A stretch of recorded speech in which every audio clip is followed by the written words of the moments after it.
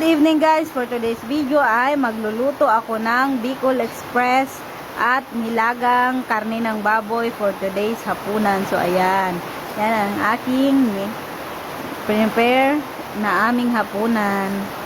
So ayan guys, samahan niyo akong magluto sa mainit na kaserola. Ayan, pinainit ko muna yung kaserola, tapos maglalagay tayo ng mantika. Saglit, ayan, pinatuyo ko muna. Ayan, naglagay na ako ng mantika, saka sibuyas, bawang. So medyo fast forward tayo ngayon guys. Ayan, nag-brown na ang ating sibuyas at bawang. Ilagay na natin ang karne ng baboy. So ayan guys, halu-haluin lang natin hanggang sa natuyo siya.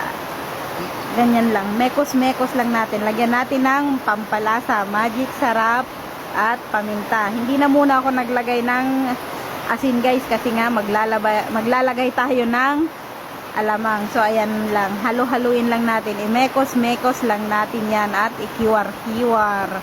Ayan, so sa part na yan guys, ganyan na yung kulay ng karne. Naglagay na ako ng alamang.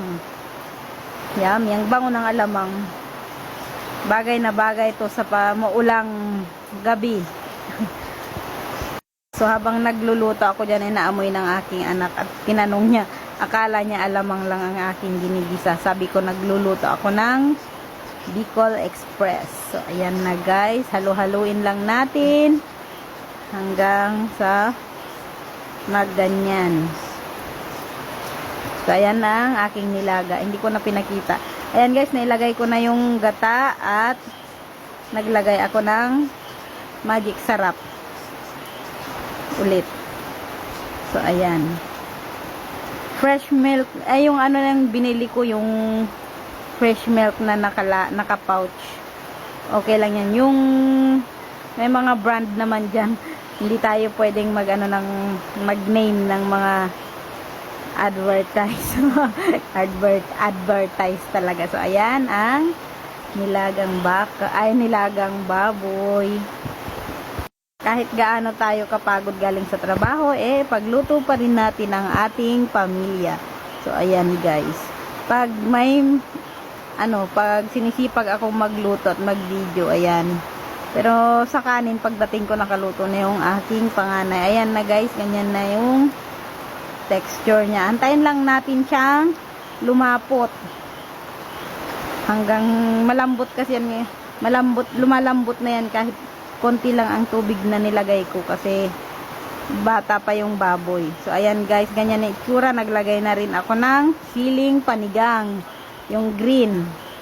Hindi na ako naglagay ng red at baka hindi kayanin ng aking panganay.